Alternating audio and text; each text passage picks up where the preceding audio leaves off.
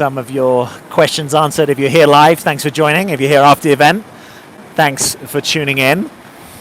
I just wanted to share this with you because it's just incredibly beautiful, and so I thought I would hop on here and see who's around. You'll know, if you know me, that I love nature and been a little bit cooped up recently, so I've actually been here. I don't know if you can see this in the background. That's my guitar case. I've been down here on the creek, strumming away, making myself a little bit hoarse, but I so love it down here when the combination of the blue skies and the creek water. It's a really special spot. Say hi if you're here. Let me know who you are and where you're tuning in from. And let me know if you've got anything going on that I might be able to help you with.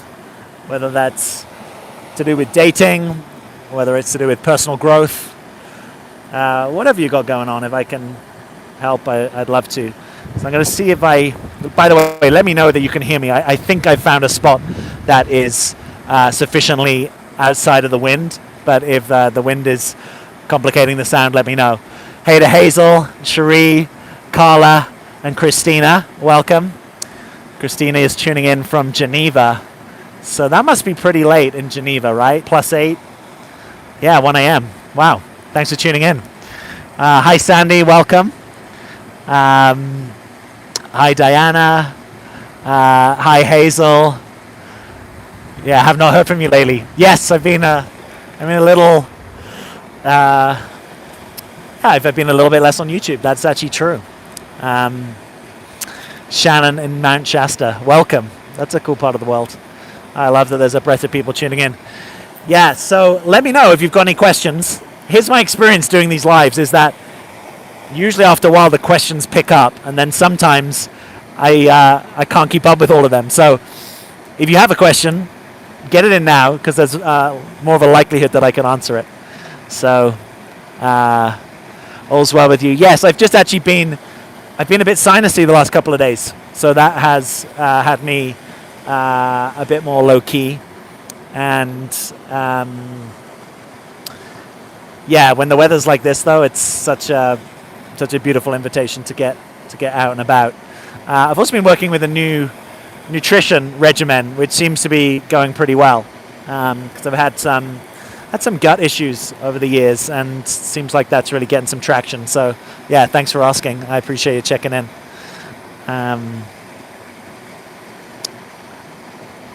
Yeah, it's actually been very cool because I haven't much been playing. Hi Linda, welcome. Haven't much been playing guitar, and it's actually just really cool to get back out with it. And it's one of my most favorite things is to be in nature with the sun shining and water, and the ability to make some music. So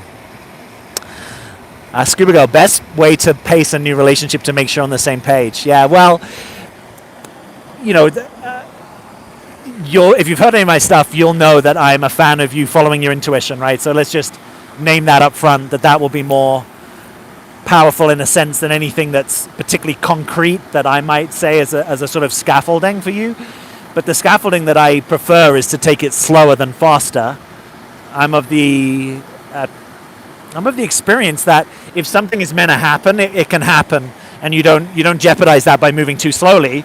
But I've seen a lot of people get themselves confused, including myself historically, by moving fast and getting into a lot of connection quickly, and then imagining that maybe something is going to happen that isn't happening, or it just burning really bright and fast. And you know, sometimes if you're, I don't know, traveling the world, and you know, it's a bit like before sunrise, after sunset, right? You only got 24 hours. Okay, go for it, burn bright and fast.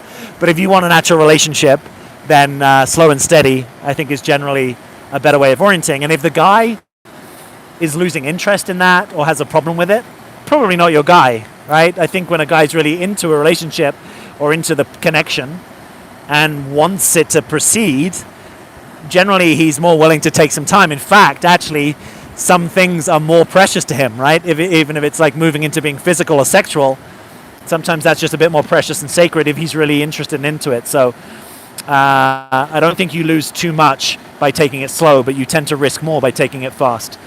Carla says, I'm jealous. Yeah, this is a really sweet spot. So I get it. I think I would be jealous if I went here right now. Diana says, dating a widower for 18 months. I'm a widow too. Got it. His daughters do not want me to visit the house. It's been 2 years since their mum died.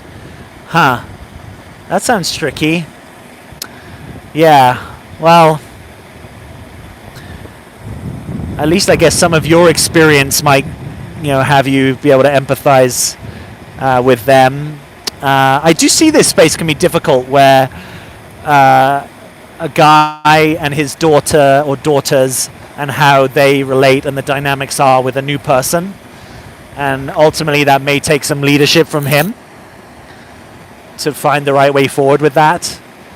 But 18 months is a decent amount of time. So what I'd be curious is, how is he presenting the relationship to them? What is he representing to them? Because if it's important enough for him, it might be that he has to acknowledge some of their wishes and desires and also acknowledge some of his wishes and desires. It could also be that forming a connection in another place. I don't know if you guys connect or if you've connected with the daughters outside of the house, but that would seem easier perhaps when there's a little bit of a foundation rather than a sort of an unknown other, and they get to know kind of your intentions and can perhaps hear from you. But yeah, I'd be curious where he's standing in that. Fevin says, hi Jack from Seattle. Welcome. Thank you for being here. Wiener Wagon in Georgia. Welcome. Thanks for being here. Leanne from Australia, I think, right? Hi Jack. Looks awesome there. Yeah, it's a really beautiful day here for sure. Well, I say that. It was not like this morning. This morning it was, I was going to say it's a wee bit nippy or a bit nipply. It was kind of cold this morning. And the weather app did promise that it would perk up this afternoon. And for once, it has delivered. Question, where I live, there are so few people. I have to keep lowering my standards. Should I just decide to be alone or date someone I can't really totally connect with? Yeah, I get why that would be a difficult question. Over the long term, I'm not a fan of people lowering their standards. I am interested in the inquiry about standards, right? Sometimes this territory can be subtle. Sometimes people can use standards as a way of nothing ever quite being good enough, right? So it can be a subtle defense against intimacy. So we just want to check that that's not happening. We all have needs, right? So, in my world, if you're somewhere in a situation where you can't really maybe get the thing that you ultimately want, I think it's fine to say, hey, I still have needs, I still want to date, I still have emotional and physical connection needs or just raw connection needs. I think that's okay. When it gets tricky is when you can't hold that distinction, right? So if you start to get close enough to someone that it's not easy for you to downshift the connection, you're starting to get attached. That's where it's difficult if a part of you knows that actually this isn't kind of what I really want. And so sometimes we have to be willing to travel, right? Or be willing to do a bit of long distance or kind of open the net. I've definitely seen people who have dating profiles where they make that clear that for the right thing they would travel, or they would be willing to move maybe, and sometimes that's not possible because of work and kids and life's commitments. But you, in a sense, you sort of have your choice, and so you have to, I think, prioritize what's most important to you. And for a lot of us, relationship is important enough that to give it a try, we might be willing to move or travel or cast that net wider. And if you can't do that, then the practice, I think, is really an acceptance practice. Where we don't want to be in resistance to reality. So if the reality is I'm neither willing to cast the net wider or I can't for some reason in this time, but then no one's kind of good enough, then maybe I have to accept that I will have sort of lower level connections for now, and maybe I focus in on my own life and development and my own connection with myself. But I'm not a fan, if you want to be in relationship, I'm not a fan of people writing that off, or letting that possibility go. It might not be that it's available in this cycle. So sometimes we have to practice trust and presence and surrender. But that doesn't mean I've decided that I can't or won't be in relationship. It's like I'm turning it over to life or the universe and letting it be shown to me over time. But that's a real practice for any of us, me included, to really surrender in that place. You're like, I don't know where this is going or if it's going to happen. Often people answer this by becoming a bit detached, right? They say, well, it won't happen for me, or maybe relationship in this lifetime is not going to be my thing. But there's a subtle, what is that feeling? It's resignation that sits under that. And resignation is, one step towards victimhood in a way. And I get it, we can all feel resigned at times. But I think it's better to be non-attached, which means I'm curious, I don't know. Maybe life's going to give me a relationship, maybe it's not. Maybe it's going to go somewhere with this guy, maybe it won't. Maybe in this season I have to take a few sort of lovership connections over a true partnership, but I'm not going to lose sight of the fact that in my heart of hearts, I really want partnership.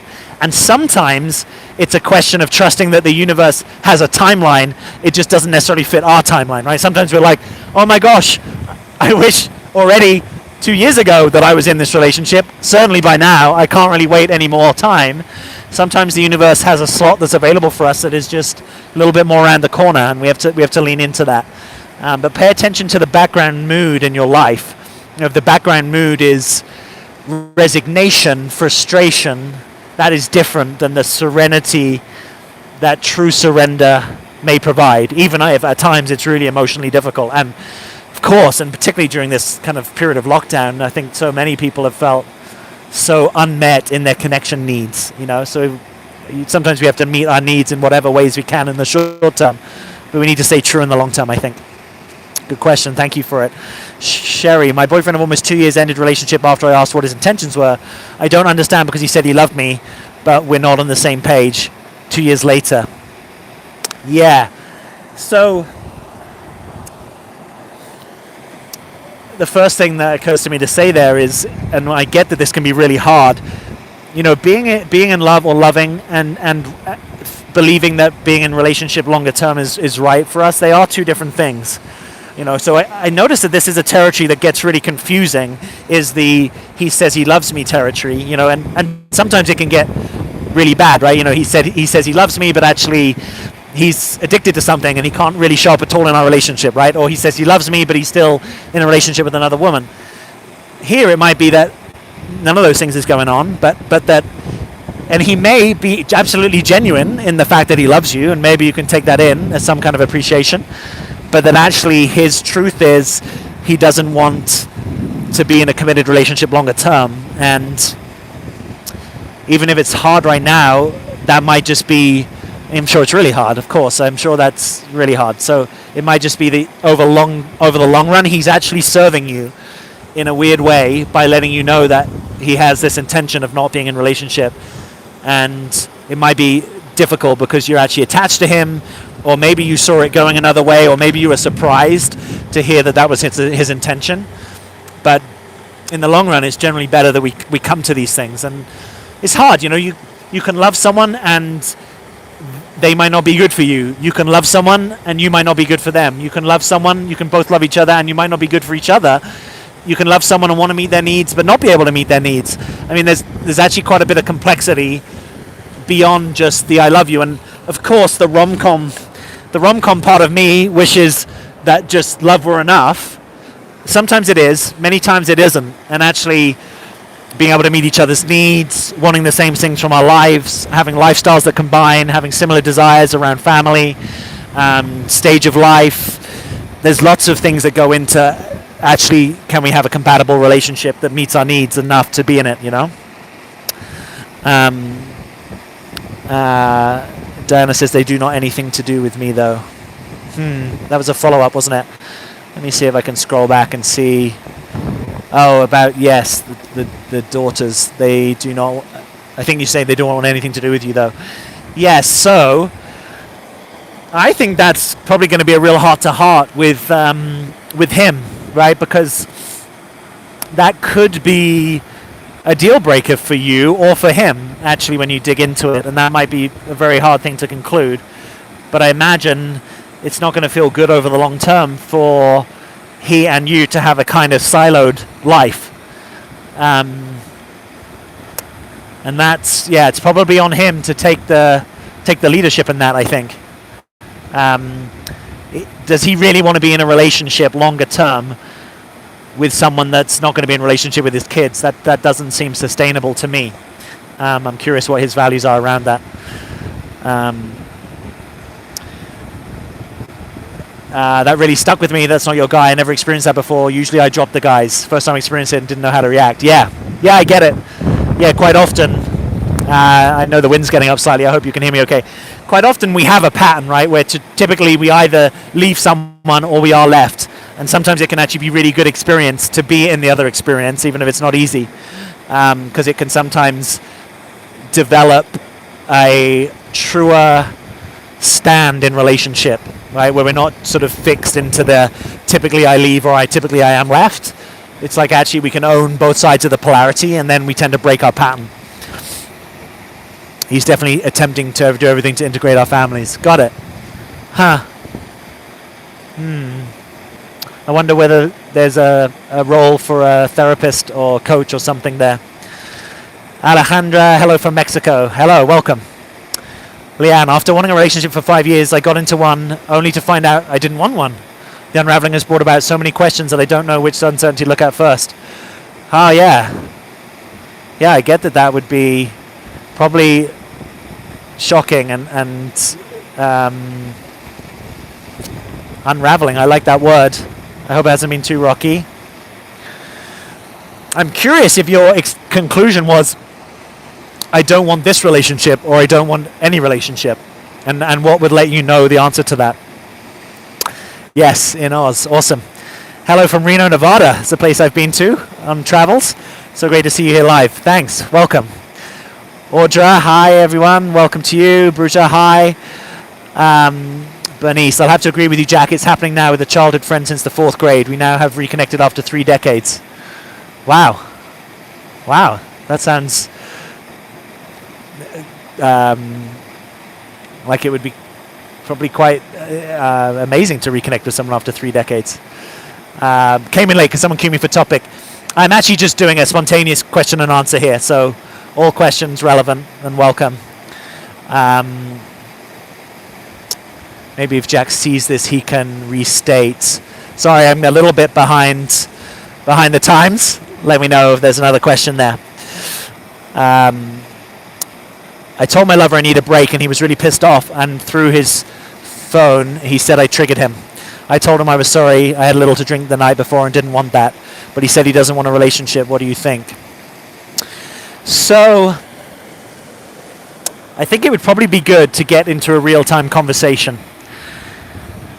Because sometimes the truth is a bit easier to emerge there than over text messages. I've definitely seen situations, and I typically have coached more women than men.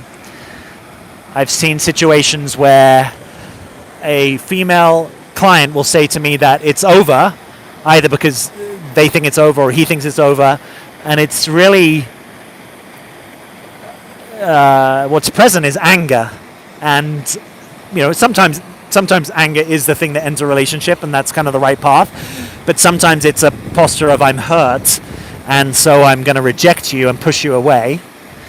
Like even as they say that, I can sort of imagine the little child doing that. I can imagine me as a little child doing that. You've hurt me, and I don't want you to know that you've hurt me, so I'm going to kind of act different, push you away, reclaim my power. But for some people, it can be true that if they see that your motivation for the relationship is lacking, that can become a deal breaker for them kind of quickly. So, as authentically and vulnerably as possible, I would want to, for you guys to have a heart-to-heart and see what's true. I'm curious, how'd you say you wanted a break? And it's, generally I think good relationship practice is to threaten to break unless we do really mean it.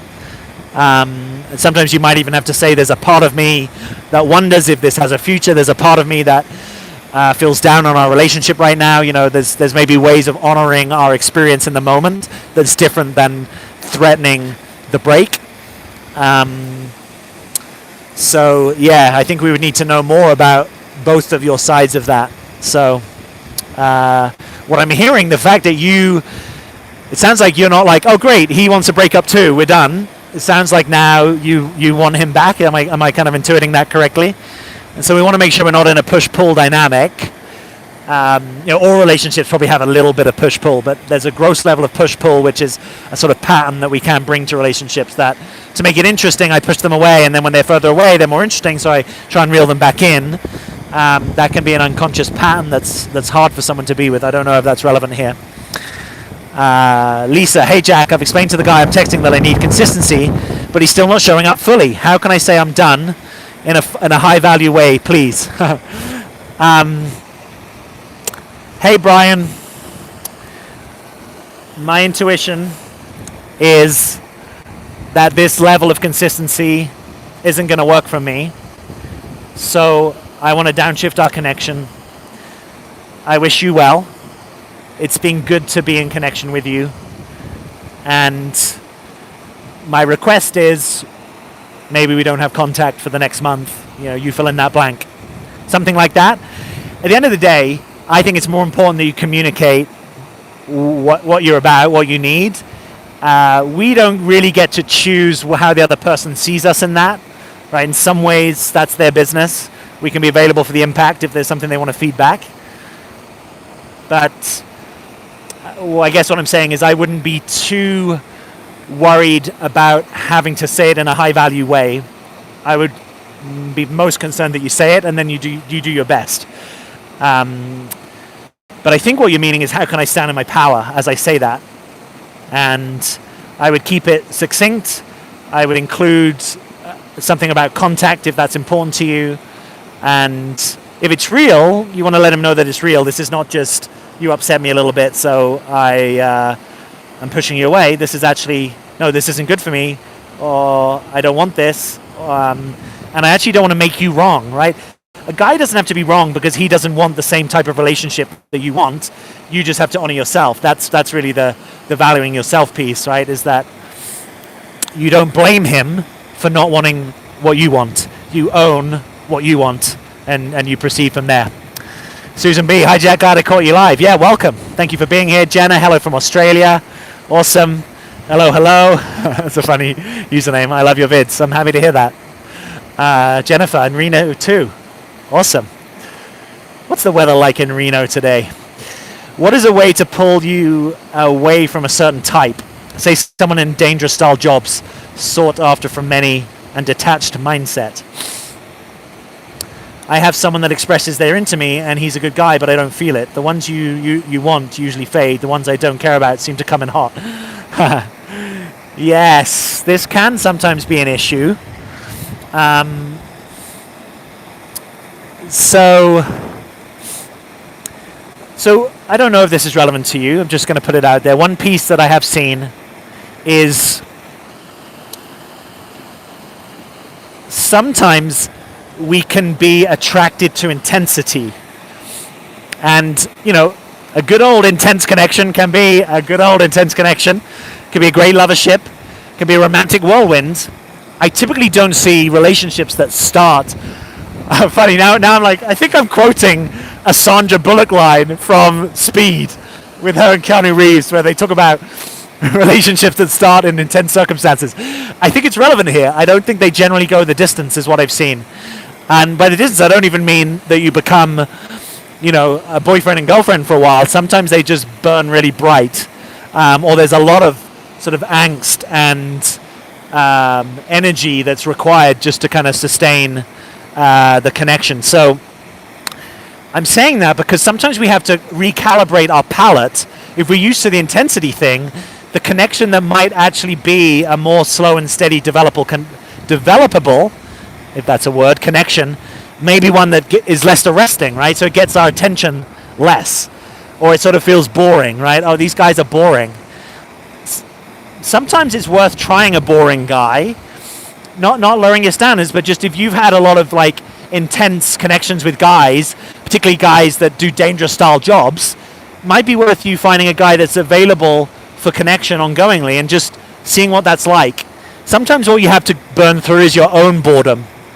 Sometimes all you have to burn through is the notion that you're a spark looking for a plug, and there's a certain kind of intensity that equals the right guy, and actually it's not. You have to kind of unlearn that. So that's the first place that I would look.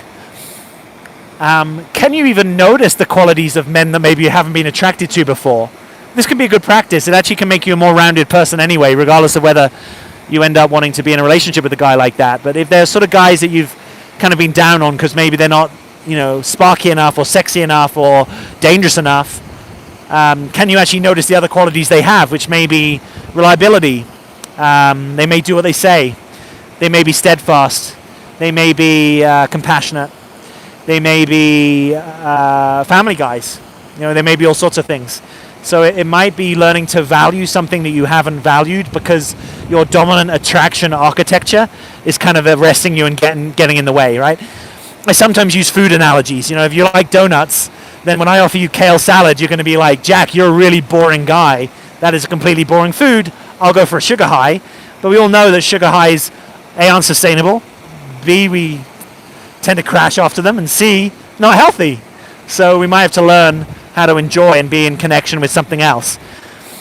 Sometimes there can be a pattern that if I'm attracted to the unavailable guys and I am not attracted to the available guys, I kind of keep myself safe because I never have to actually risk developing a long-term relationship. And part of being in a long-term relationship is that sometimes it might be a little boring. Sometimes it's a little day-to-day. Sometimes it's a little bread and butter, right? It's not all, Vegas and adventure. So I have to learn how to be in relationship with the parts of life that aren't interesting. Paying your taxes, I've never found that interesting.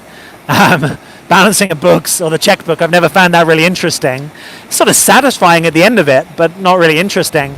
But it's part of life, and some of those things in relationship where, we want to go and do the shopping together, or, maybe I don't always find it hilarious to spend time with that particular friend that you value, or that in-law that is important in your life. I have to learn how to do that. So there can be good material here, irrespective of how any particular connection unfolds. So those are the places that I would start to look.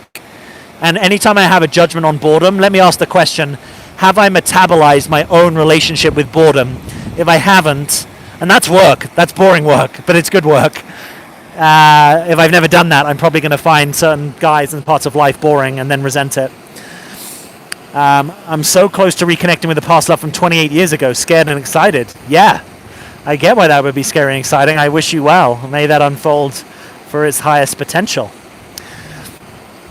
Alejandra, I found out I have a pattern of ghost guys when I want to end a relationship instead of talk about it. Oh, you have a pattern of ghosting guys. Got it. Do you want to change that? What would that take? What's the good reason that you ghost, right? I might upset some people for saying that. I don't think it's good to ghost people. But sometimes there's reasons in there that may have something that we want to honor, right? Sometimes it's, I don't want to hurt them. Sometimes it's, I don't want to recreate memories where I got hurt, where someone ghosted me. And so we sometimes have to sort of own up and face up to some things that then might actually make that conversation more worthwhile to be in. And sometimes if you can't do it in person, you might be able to just send an audio message or something that lets them know that you don't see things going forward and that you're available or not for the conversation.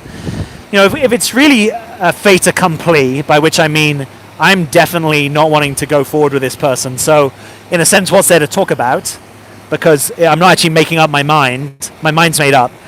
But I still might want to be available for impact, right? That's a different thing. That's about, they might have some things that they need to say to me. They might want me to be aware of the impact of breaking up with them. And at our best, I think we are available for impact. I think it's an important thing to learn. Hello, welcome. Leanne, that's the $1 million question. Not sure if it was the wrong guy or if I have a fear of settling down again. I'm not sure how to figure that out. I'm embracing the new direction in development. Yeah. Yeah, you might figure that out by exploring a connection elsewhere, right? That's one way you might figure that out. So notice what is the background mood in your life, right? Because I'll often ask this of coaching clients, what's the background mood in your life? Is it expansion, contraction? Is it growing? Is it letting things go? Is it maintaining? Is it hope? Is it resignation? Is it frustration? Because sometimes there's a background mood where we're more likely to want to step into a connection with someone versus actually, I'm maybe having a hard time in my own life and I've got things I need to pay attention to myself, where extending our sort of circle of concern to another is less obvious. I think that's particularly true of men, but I think it's also true of every gender.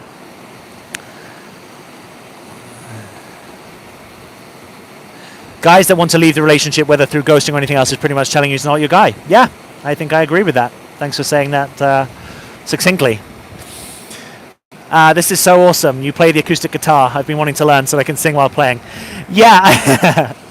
So I never learned to play the guitar. I learned to play the piano, and I learned a little bit to play the violin, although I have not picked that up in 25 years probably. But I watch people when they play the violin well, and I think I would love to play the violin well. I just never got close to playing the violin well. I had a friend when I was on the French exchange. So you may know this, and some of you may have experienced this. When you grow up in the UK, if you learn French, as mostly, particularly in England, you are required to do, as you were back then, you're also encouraged to go on the French exchange. So you go and live with a French family for one or 2 weeks, and the person who's your exchange, a fellow teenager, does the same with you. I really love those. French is one of my first loves, and I used to speak it a lot, and I used to like trying to speak it. Anyway, on the bus on the way there, my friend Richard, who's still a friend, he taught me how to play a few chords, and that was my initiation into the guitar. I never really took it on, and then in adulthood I've sort of come back to it a little bit, and I can only play relatively simple chords, but I like playing and singing, and at some point I might unleash that. I think I did an Instagram story about a year ago where I played something, so I sometimes threaten it. It's actually what I do when I'm on programs and I want people to give feedback. I say, if enough of you give feedback, I will punish you by playing the guitar. So there we go. Windy, 65-ish, sunny. Oh, awesome. That sounds like spring to me. Beautiful day here, says Bernice. Lovely. Shannon, I don't drink at all. How much drinking should I tolerate in a partner if I cannot find someone who also does not drink? For me, that's about sobriety, and I use this term. I'm not the only one that uses it, but I use it in its sort of fullest expression, by which I mean, not too much and not too little. So there is obviously a relationship with alcohol where sober means I don't drink, and that's important, obviously, if you have an addiction. But if you don't have an addiction, then I think it's about, are you using it judiciously? Are you using it in a way that enhances your life? It can be fun to drink, obviously, if it's actually dampening the connection, or it's stopping me holding down my responsibilities, or it's stopping me being in my heart. That's a problem, I think. So I would look more to the results, perhaps, rather than there's a set amount. Obviously we vary. I know myself, I don't drink that much at all.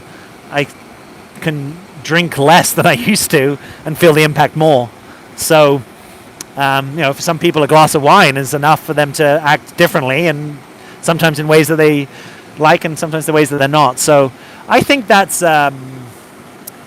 something for you guys to discover. You obviously have your choice. I think it'd be great to be in a conversation about it, to know what does it mean to him, what does it mean to you. Is there a fear? Sometimes there's a fear, right? The fear is that if you get drunk, you're going to be disrespectful to me, right? Or you're going to be unreliable in ways that I need you to be more reliable. So I would get sort of into that level of conversation and see if you can find alignment. Are there any other ways that you guys can experience altered states of being? Sometimes people don't drink, but they might be willing to deeply meditate together, or they might be willing to smoke weed or eat brownies or get into tantra in ways that's going to put you into different states. So if that aspect is important to you guys, there may be other routes that you could pursue for that. I imagine, as I'm just tuning in here, I'm like, I guess the other big question here is going to be trust. If he drinks, do you trust him less? Is he less trustworthy? How is he showing up there? And that might be an important part of a conversation. Andy, taller Tom Cruises. Is that your type? That's sounds kind of awesome. I'm imagining what's it? Rogue Nation, Mission Impossible with a taller Tom Cruise performing all sorts of amazing stunts. I have a little soft spot for Mission Impossible, just because quite a lot of it has been filmed in London, and I tend to have a soft spot for movies that are filmed in London, having lived there. Jennifer, I'm open to a boring guy. Awesome. Unlearn. I like it. Good. Aaron says, it sounds like you should find someone who doesn't drink if you don't know how to gauge what is appropriate level of drinking. They're out there, don't you worry. Yeah, totally, there are people out there like that. I don't know the context. It's an interesting question, though, to generalize it for more of you. When there's something that you're either really into or really not into, how do you orient to other people? If you're really into live music, do you need a partner who is? Could it be okay if they're not, but they're open to it? Let's say you are really into going out and drinking or smoking or doing weed or anything else you might be into, theater, whatever it is. How important is it that you get met there, and how much is it about appreciating someone else and for what they're into? I think there's some minimum effective dose of being able to play on the same playing fields, right? Even if it's that my taste in music and your taste in music are slightly different, but we have an appreciation for music. Or actually, I don't really like live music, but I like live, so I'm willing to go out and enjoy that. But maybe you could come and enjoy comedy because that's more my thing. I have a sense, and I've even seen this because I study dating profiles at times, and there's one thread of dating profile that basically says me, blah blah blah blah blah blah blah blah blah blah blah, you, the same, blah blah blah blah blah blah blah blah blah, but in a a male body or a different body, and I actually wonder how often those desires actually align with what would be your highest relationship potential. Obviously there's some mix of similarity and difference. I think it can be useful to want similar energetic expressions, right? So if I like introverted time, do you like introverted time? Or if I like extroverted time, do you like extroverted time? That we can meet each other and play there, and that maybe our values align.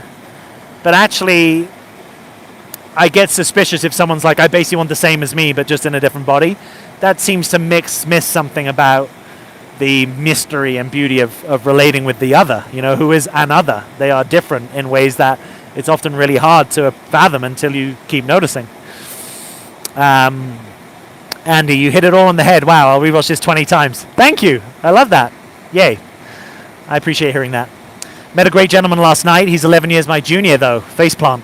It's been 5 years since last relationship. Looks like I'll be continuing on to year 6. Well, I mean, you have your choice there. If you haven't, I do have a video. I shot it when I was in Spain in January of last year, January 2020. It's about age and stage. Just gives a perspective on that. To me, that the stage is more important than the raw age. I know plenty of people, including people that I'm close to, who have 10 to 15 year age gaps.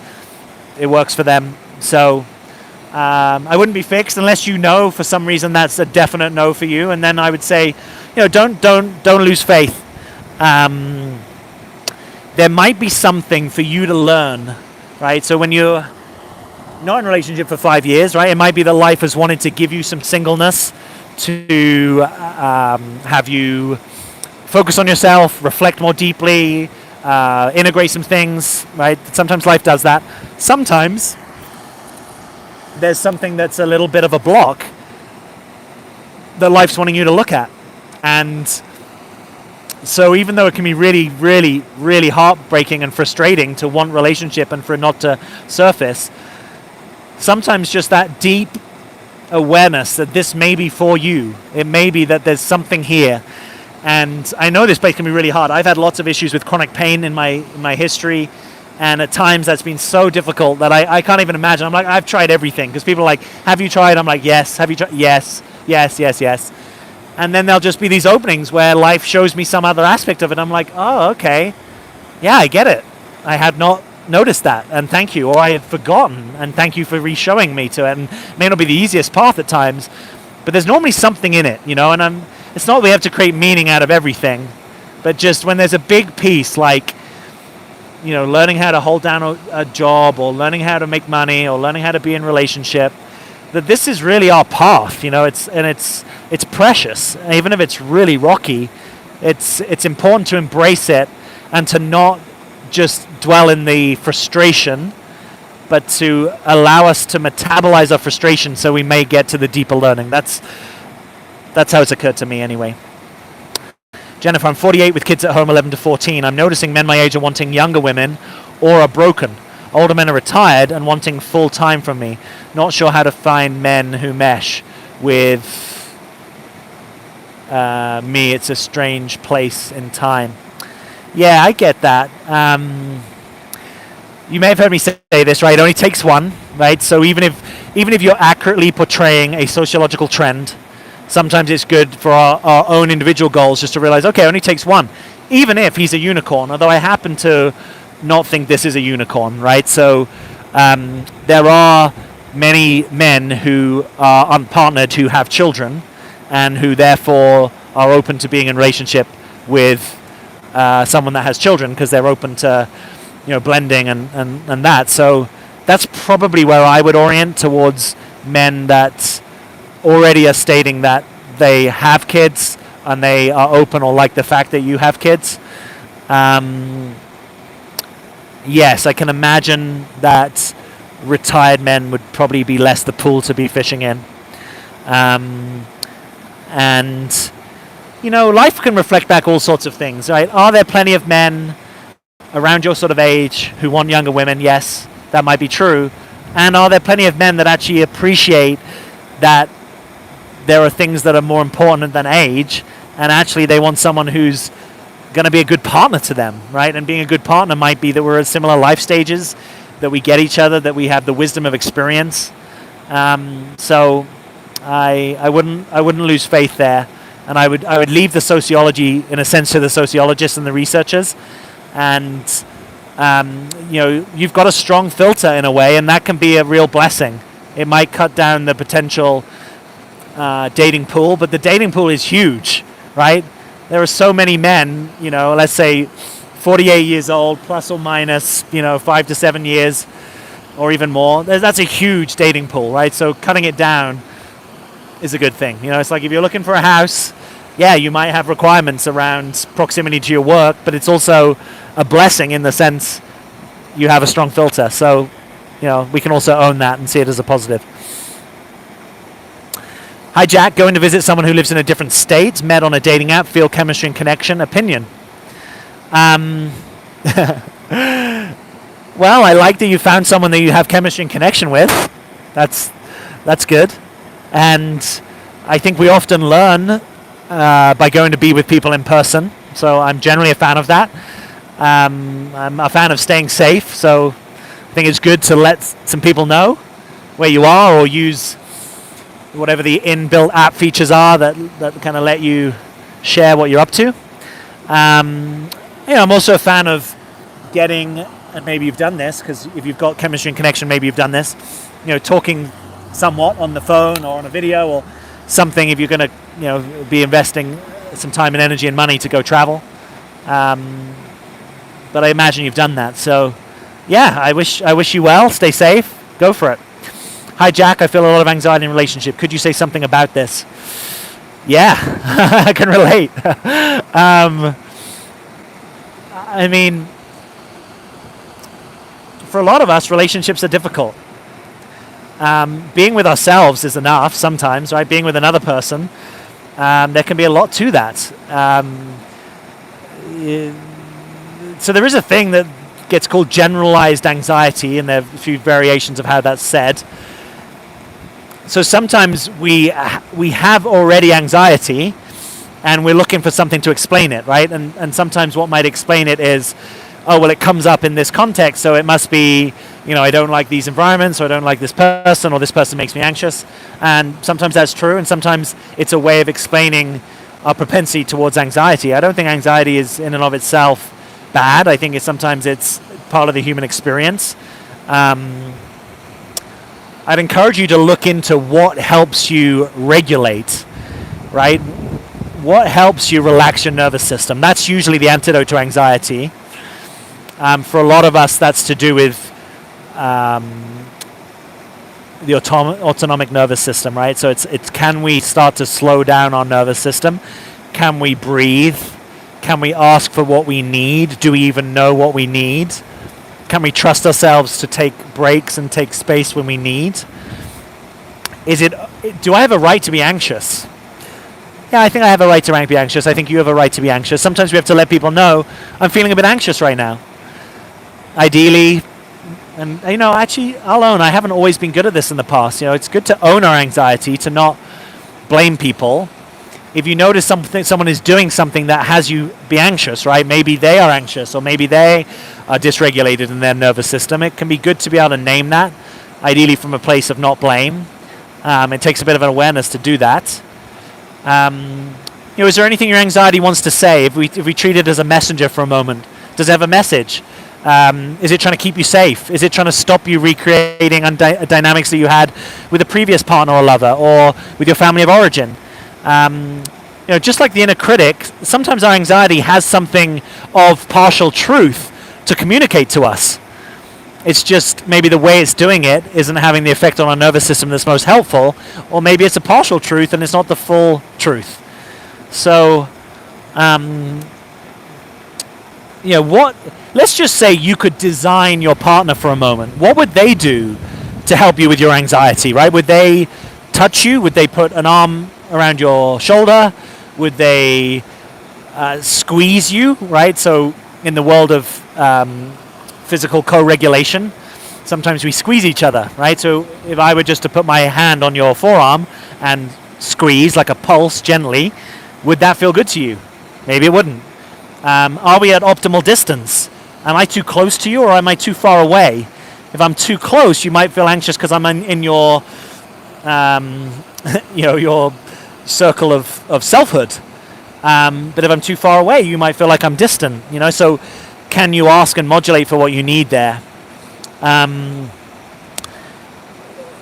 In gross orienting generalization, this is a pretty gross generalization. You may know I've studied the Enneagram, and I'm a fan of it.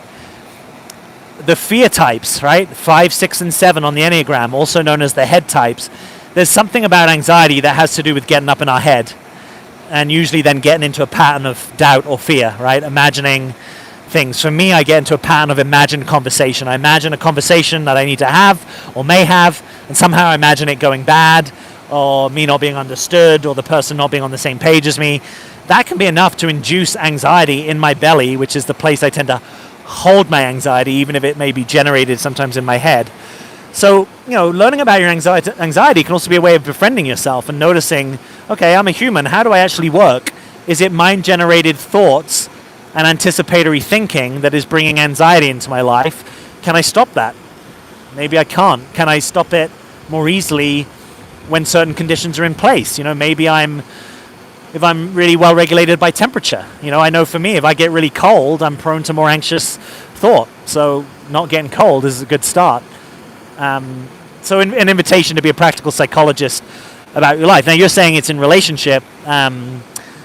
Is there a fear of abandonment? Is there a fear of intimacy?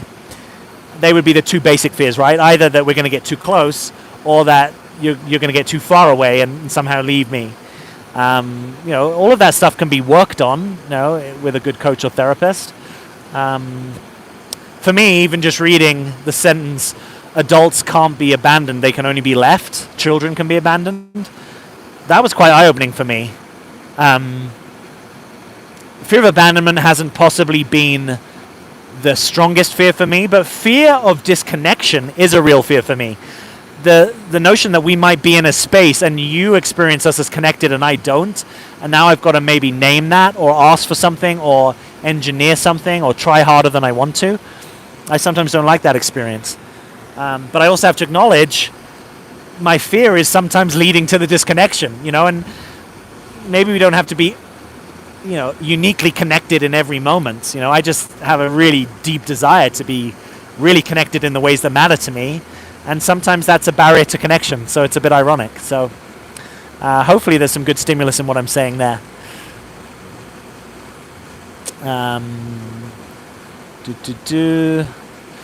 Sometimes it's an instinct telling you something is not clear or that it's behind your knowing. Yeah, I like that you brought that in, right? Sometimes that is what's going on, right? There's a wisdom. I wouldn't hold that always relationships should be relaxing and enjoyable.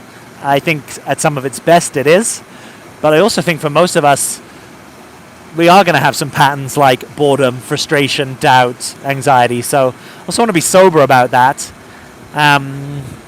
If I'm completely regulated in every area of my life, but when I step into relationship, I'm not, that would be a curious pattern for me. And then I'd be noticing, is it true of this connection only, or is it always been true, or is it mostly true of other connections?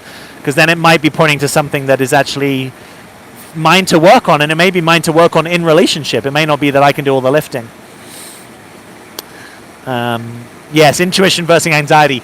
I remember, so when I had my life in London, I used to be friends with a guy who was then director of Alternatives, which if any of you are in the UK, you may know it. It's one of the leading personal development, spiritual development organizations. If you're Eckhart Tolle, and you go to the UK, you'll probably speak at Alternatives. I remember him saying, how do you discern the difference between your fear and your intuition? And I've always just thought that's such $1 million question, and at times it feels clear to me, and at other times, perhaps if I've gotten into a pattern of doubt and anxiety, then it's less obvious to me. So it's worthy of inquiry. Hi Jack, any tips for creating a dating profile to attract high-value men? So I'm a fan of authenticity in dating profiles. I'm a fan of I'm a fan of letting people know how you look.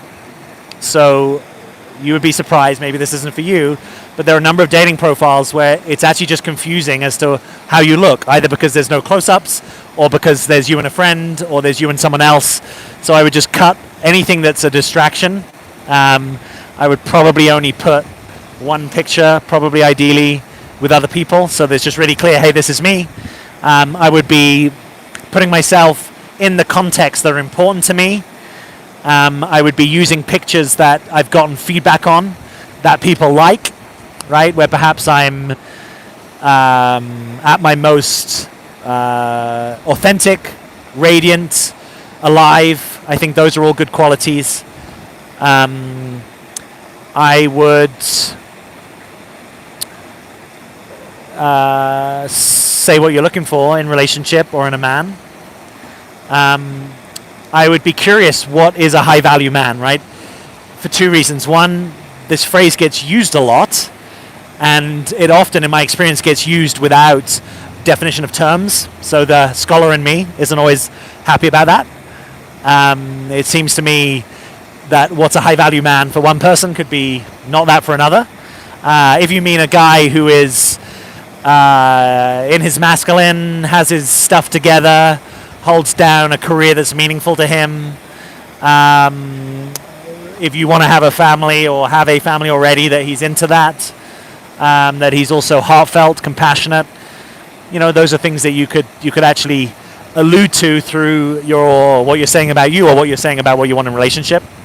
But I also have a different take on high value than nearly every dating coach out there. So I won't go into it at length here because I did a video that I think did a decent job. I released that video in fall. I think it was September, if not October 2020. 4 ways to attract a high-value man. But you've got to stay to the end. I'm good like that because the bonus point is the one where I really unpack a very different view of value. I hold the world a little bit differently, but I get what you mean when you say it.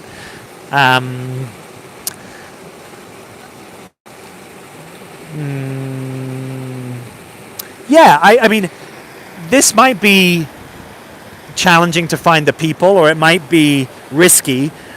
I would just get some feedback, particularly on your visuals, to find out if the people who know you well feel like it really represents who you are.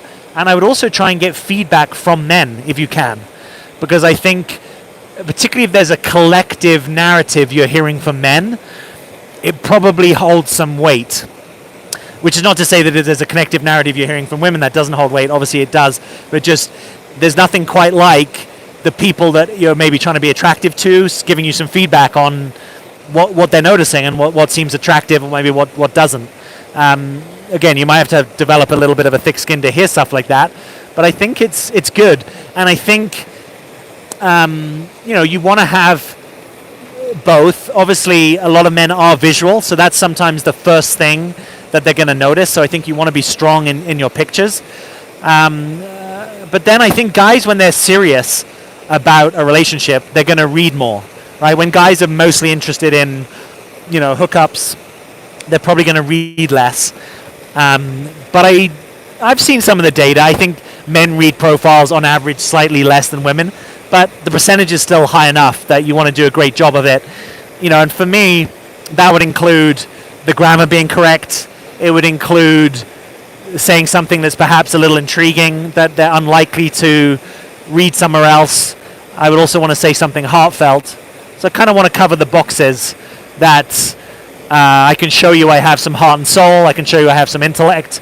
I can show you my beauty and my radiance, and maybe we take it from there. Susan, thank you. I appreciate your feedback. That's sweet. Scrolling through. I will have to start wrapping up here in a little bit because... Actually, let me get out of the way for a minute. Let me show you some of the nature here. But the sun is starting to set, and when it does, it will be a little bit cold for me. Candy, you're welcome. I'm glad that those words were grounding to you. Hey Jack, what should be discussed on Sunday when I talk with my ex about getting back together? He hopes we can work it out and wants to discuss. So, probably that depends a little bit, the context of your not being together and why that was and how that went down. Ideally, you want to give him a good listening to, and maybe that would be natural for you to do anyway. But really, we're trying to get as much information as we can. And what we're listening for is there something substantive that has changed in his reality that might have you interested to reestablish a connection? And that connection for a while should probably be coffee dates or some kind of equivalent. So we will be slow to establish that reconnection, because you want to notice if what he's saying to you seems true based upon what you're seeing, So here are some things that he may say that may not be particularly substantive. I miss you, in my mind, is not substantive when it comes to reestablishing a relationship. I love you is a sort of prerequisite for being in a relationship, but it's not really substantive in terms of his showing up for a connection, right? If I heard something like, hey, I realized I was blaming you for some things that I'm now ready to take responsibility for, that would pique my interest. I realized there were some ways I wasn't showing up, and I actually now want to show up for those, or I realized I wasn't over my ex when we were together, and so that was impacting how we were in a relationship. I've gone and done some work, and I'm now over that. Or I was sabotaging the relationship in these 3 ways, and I'm going to try no longer do that. Those are the kind of things that would have more interest for me. Now, he may or may not be able to talk in that way. That may not be his,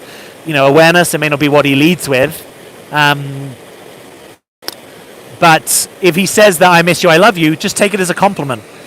You breathe it in as appreciation. Don't let it confuse you, because I've seen this so often that it's confusing when a guy says that he loves you and that he's not actually available to be in a relationship. And you say, but he said he loves me.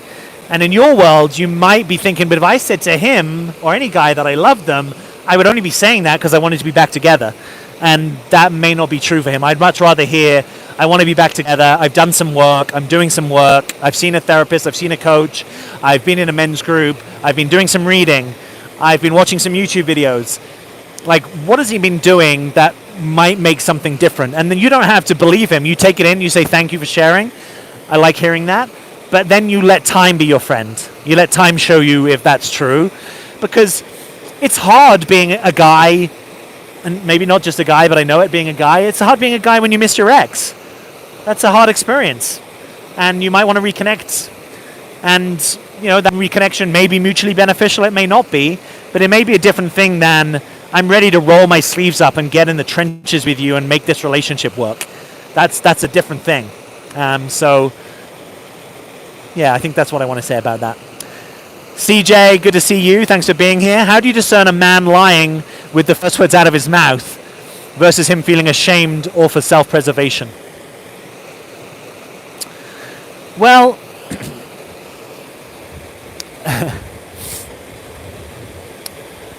there's a few things. One thing you can notice how other men think of a guy, and other men that strike you as trustworthy. Like, do they trust a guy? We all lie in some ways at some times, right? Even if it's the smallest, most seemingly innocuous rationalization, or even if it's an unconscious, self-serving bias. I'll give you a recent example. I was watching a documentary film yesterday, and there's a University of California, I think it was, researcher who has people play Monopoly. Now, I like to play Monopoly as a kid. I haven't played it so much as an adult. The one I would have played with has all the streets of London, which is, London's always fascinated me. So, he has two people come and play Monopoly. He gives them a coin, they toss the coin. So it's completely random. The person that loses the toss will be the poor player. The person that wins the plus will... Plus? Hey, win the plus, buddy! The person... Don't start, Jack, don't go there. The person that wins the toss will be the rich player. Now, what does that mean? It means you're going to start with twice the level of cash, and that every time